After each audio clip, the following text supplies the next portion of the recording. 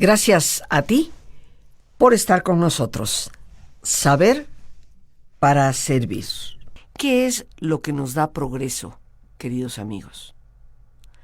¿Qué es lo que nos hace avanzar, desarrollarnos, crecer? Pues creo yo que como individuos, primero que todo, y también como país.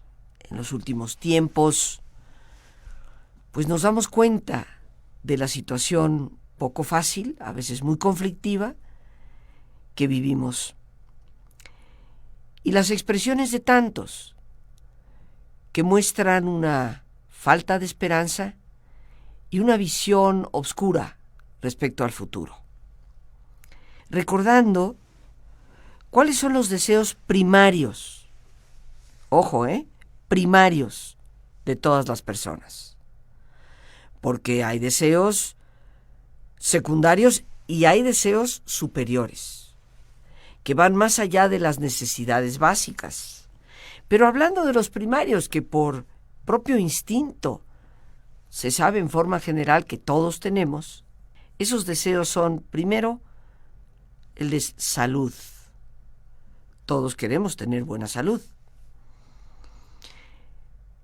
Un segundo deseo muy generalizado en los seres humanos a nivel primario es el dinero, porque sabemos que el dinero nos facilita la vida. Y un tercer deseo es el amor. Salud, dinero y amor. Como decían antiguamente en los brindis, algunas personas lo siguen diciendo, ¿no?, cada vez que levantan su copa. Son precisamente tres deseos que todos los seres humanos, independientemente de su nacionalidad, de su raza, credo o lo demás, que pueda ser de diferente entre todos, son deseos prácticamente universales porque obedecen a necesidades básicas. La salud, como tú comprenderás, es básica para poder desempeñarnos, poder tener cierta independencia, poder realizar nuestro trabajo, cuidar en nuestro hogar. El dinero, para poder obtener aquellas cosas que nos faciliten la vida y que nos permitan tener el alcance de lo que es la comida, el vestido, el techo, y el amor, que satisface nuestras necesidades psicoemocionales fundamentalmente. Ahora, una manera de lograr estos objetivos, por supuesto que es, para muchos, el ser rico y próspero. Pero ojo, porque sí, la riqueza y la prosperidad te pueden facilitar algunas cosas en el área salud, pero no te la garantizan. Y por supuesto que la riqueza y prosperidad tampoco te garantizan el amor. Pero si nos abocamos a ese segundo deseo que tenemos de progresar y tener los medios económicos para lograrlo, no podemos negar que la riqueza y prosperidad nos pueden ser muy favorables. Pero ojo, queridos amigos, no es para discutir sobre los valores primarios o los deseos primarios y los valores superiores o deseos que ya entran dentro de lo que es la esfera espiritualidad en el ser humano. Aquí hablaremos de lo que tanto necesitamos en este país para realmente poder progresar y poder salir adelante. Así como hay personas pobres y hay personas ricas, pues también tenemos que reconocer que hay países pobres y hay países ricos. Es innegable. Ahora, ¿cuál es la diferencia real entre los países pobres y los países ricos? Bueno, de entrada, descartemos casi de forma automática el concepto de antigüedad. Hoy países muy antiguos tienen tanta experiencia, tanto camino recorrido, tanta riqueza cultural. Eso no es así. Y esto se demuestra poniendo como ejemplo a países como la India, como Egipto, que tienen, pues definitivamente más de 3,000 años mínimo de antigüedad. Y me refiero a 3,000 años de civilización. 3,000 años de cultura sumamente evolucionada. Y sin embargo, son países sumamente pobres. Por el contrario, si quisiéramos hacer una especie de comparación, hay países hoy en día como Australia, como Nueva Zelanda, que hasta hace poco más de 150 años, eran países prácticamente desconocidos. Y hoy son países muy desarrollados y son países también bastante ricos. Esto que nos dice, queridos amigos, ¿qué diferencia hay entre los países ricos y los pobres? Bueno, pues tampoco están los recursos naturales de los que se dispone. Porque algunos pensaríamos, bueno, el que tiene oro, plata, maderas, abundante agua, pues ese como quien dice ya la hizo. Pero resulta que tampoco. Y uno de los brillantes ejemplos de esto ha sido precisamente el Japón, que tiene un territorio pequeñísimo y adicionalmente montañoso. Es un territorio que no sirve mucho para la agricultura ni para la ganadería. Y sin embargo, Japón siempre ha estado entre el segundo y tercer lugar como potencia mundial. Un territorio que yo creo escasamente sería el estado de Puebla con Tlaxcala, si no es que tal vez un poquito más o un poquito menos. Pero esto lo que nos demuestra es que el tamaño del territorio y sobre todo los recursos naturales no son los que van a hacer la diferencia entre un país rico y un país pobre. El territorio de Japón es como una gran fábrica flotante que importa materia prima de todo el mundo, la procesa y el producto resultante es exportado también a todo el mundo, haciéndoles acumular riqueza. Nos damos cuenta que el producto procesado pues trae mucho dinero. Ya desde aquí podemos ver una enorme diferencia con nuestro país. Nosotros, el petróleo es nuestro, nosotros lo exploramos, nosotros lo extraemos, pero resulta que la gasolina refinada nosotros la importamos. Y pagamos un dineral por ello, cosa que nos deja en muy mal sitio, definitivamente, en cuanto a la economía. ¿Qué es lo que tenemos aquí, queridos amigos? Ejemplos de que no es la antigüedad, no es el tamaño, no son los recursos naturales los que le dan riqueza ciertamente a un país. Pero ahí te va otra. Tampoco es la inteligencia de las personas la que hace la diferencia. Finalmente, tampoco podemos decir que la raza hace la diferencia. Pensarlo sería una auténtica estupidez. En los países centroeuropeos o nórdicos, podemos ver cómo los llamados ociosos, latinos o africanos, demuestran ser la fuerza productiva de esos países. Sabemos que la raza no tiene absolutamente nada que ver. ¿Qué es lo que hace la diferencia entre los países ricos y los países pobres? Pues, queridos amigos, nos puede sorprender. Lo que hace la diferencia es la actitud. La actitud de las personas es lo que marca esa abismal diferencia entre los países ricos y los países pobres. Al estudiar la conducta de las personas en los países ricos, se descubre, por ejemplo, que la mayor parte de la población cumple, ojo, subrayado el cumple, las siguientes reglas. El orden de estas reglas que te voy a presentar, por supuesto que puede ser sumamente discutido, pero en el orden que las pongas, las reglas son lo que son. Y ojalá estés preparado con papel y lápiz a la mano para irlas anotando. La primera norma o regla que se cumple es que lo ético es un principio básico. Es lo primero. La ética como principio básico. Así que como totalmente mexicana, tengo derecho a decirlo. En nuestro país, lo ético no es el principio básico. Es más, el refrán favorito de muchos es: el que no tranza, no avanza.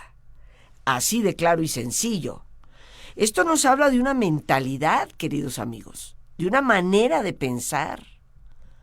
Por eso, cuando hablamos de que la diferencia entre los países ricos y los países pobres es la actitud, tenemos que ver que esa actitud se corrobora, se comprueba en la conducta, en el comportamiento, en la forma en que los seres humanos actuamos. Y lo que se ha podido observar y demostrar en el estudio de la conducta de las personas de países muy ricos es que la mayor parte, siempre habrá excepciones, pero la mayor parte de la población cumple estas reglas que estamos mencionando. Y la primera es que lo ético es un principio básico. Mientras nosotros en nuestro país no cambiemos la actitud que tenemos ante esa estructura pensante que nos lleva a tener la actitud de que, pues, si no transas no vas para ninguna parte. Mientras no la cambiemos, el progreso no llegará. Tenemos que establecer esta regla y cumplirla. Y por supuesto, exigir que no haya impunidad al que la rompa o para el que no la aplique. Algunas personas creen que la misericordia y el perdón significa dejar pasar las cosas. Un sinvergüenza puede ser perdonado, pero eso no lo exime de tener que cumplir su sentencia. Eso no lo exime de tener que responder ante la sociedad por el delito que ha cometido. Tú puedes perdonar, y es un tema que hemos abarcado ampliamente en muchas ocasiones.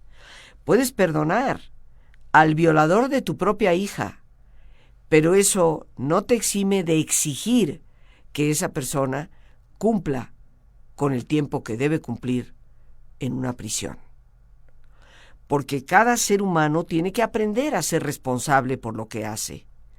Mientras no nos metamos en la cabeza esa importantísima lección de responsabilidad, entonces estaremos confundiendo la misericordia con un me vale, un me da lo mismo, un bueno, total que tanto es tantito, que refleja en gran parte, y no lo podemos negar, la mentalidad que tristemente muchas personas tienen en este país.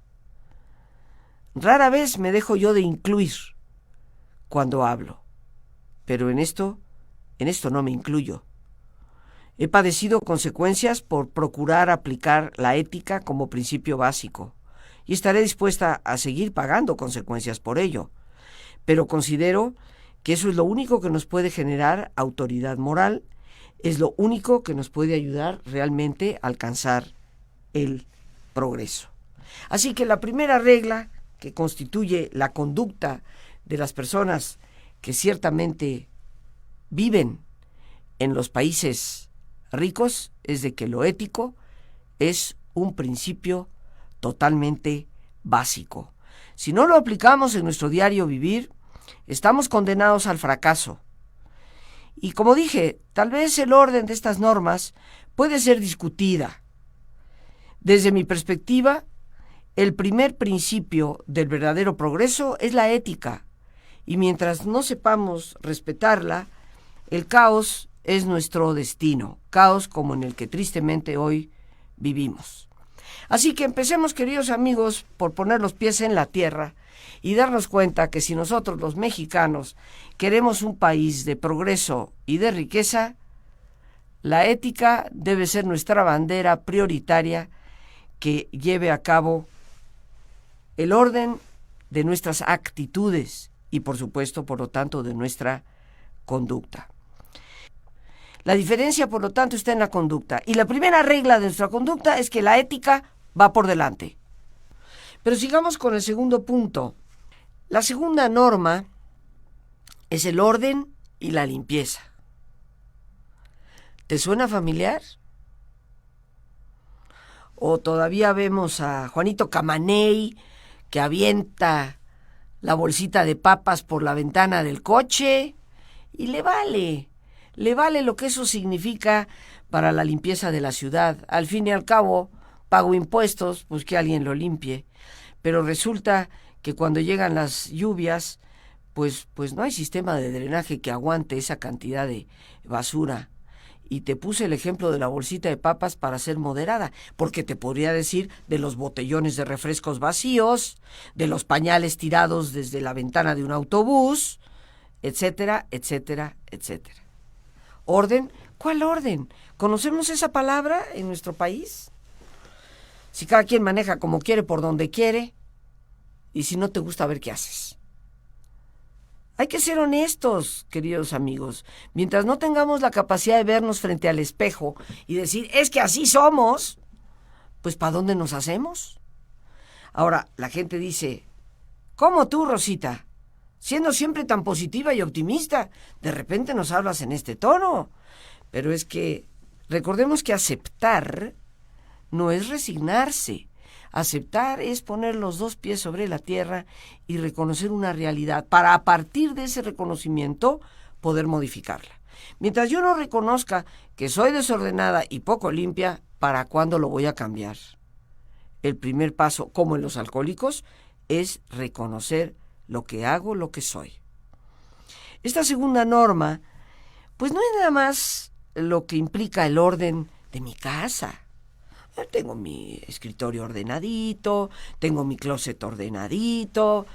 No, es el orden de respetar una cola, tan sencillo como eso. Si hay 10, 15 o 200 personas antes que yo, el orden implica no tratar de colarme. Ah, ¿cómo hay de colados en este país? No me incluyo, ¿eh? Y mira que siempre me incluyo en todo. Pero hay ciertas cosas en las que nunca me voy a incluir. Y lo peor de todo es que ese colado o colada, nadie le dice nada. Nada más lo miran y, ¿pero qué se está colando? No, levanta la voz, dile, oiga, ¿qué le pasa? Hay una cola, hay una fila, haga cola. Sí, te puede resultar alguien grosero, estoy consciente, pero como a las palabras necias oídos sordos, ¿qué importa lo que te diga? Lo importante es que lo has puesto en evidencia. Y toda persona sabe que eso no es correcto.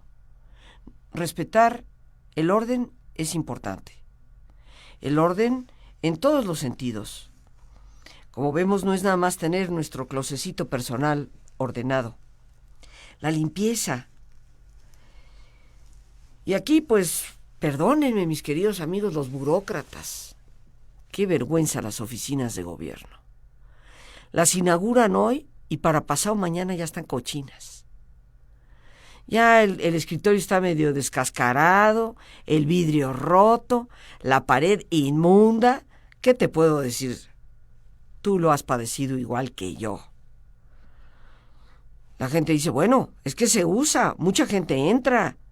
Sí, pero si nosotros cuidáramos nuestro propio espacio, si nosotros procuráramos que lo nuestro siempre estuviera limpio, de escritorio en escritorio, de pedazo de pared que te toca detrás del escritorio al pedazo que le toca al otro, se mantendrían limpios.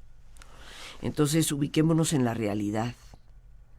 Desafortunadamente, no somos tan limpios como deberíamos de ser.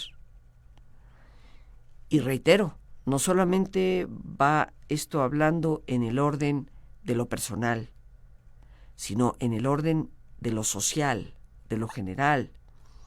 Una limpieza que implica no tirar basura en la calle.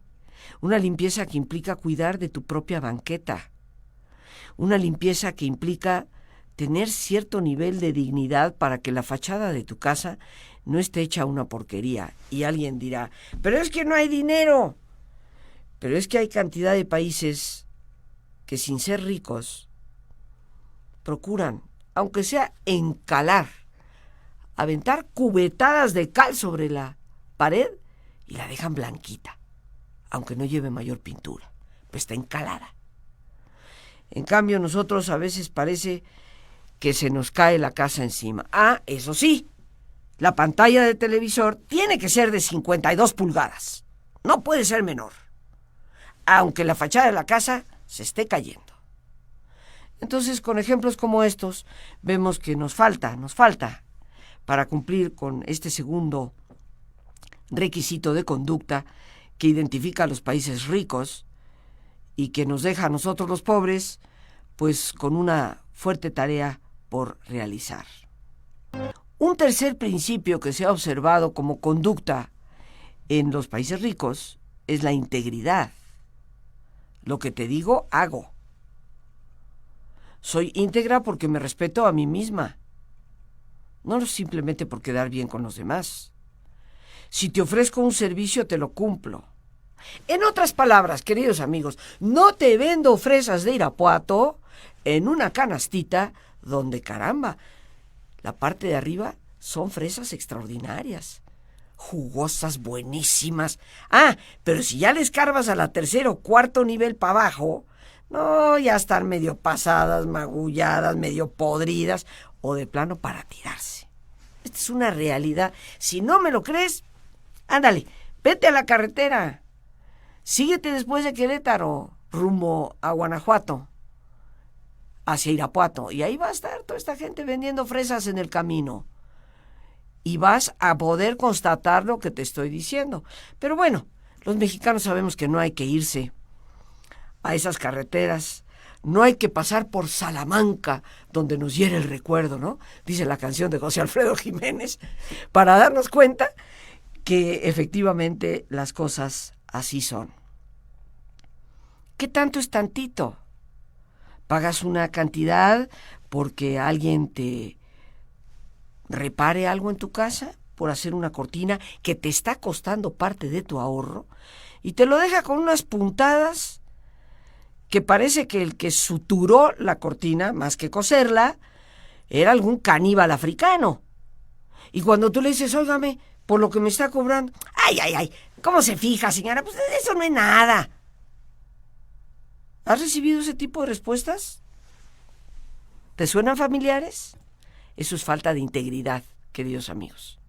Ser íntegro quiere decir que cumples con lo que has ofrecido, que haces de verdad un esfuerzo porque tu conducta sea coherente con lo que dices o predicas creer.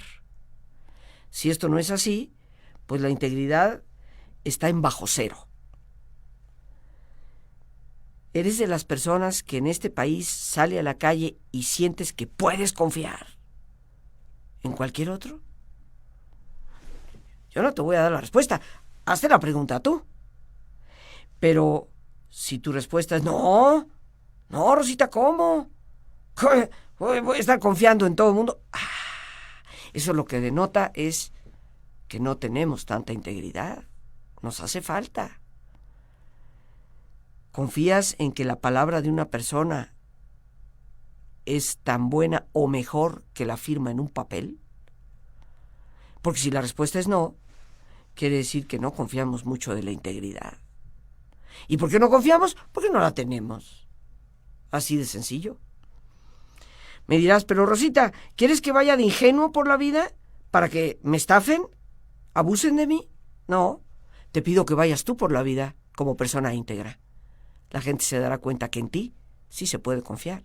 Y la confianza es indispensable para que un país pueda progresar. Pero el tiempo se nos ha terminado. Por hoy las gracias a Dios por este espacio que nos permite compartir. A ti, el más importante de todos, una vez más, gracias, muchas gracias por tu paciencia al escucharme y por ayudarme siempre a crecer contigo. Que Dios te bendiga.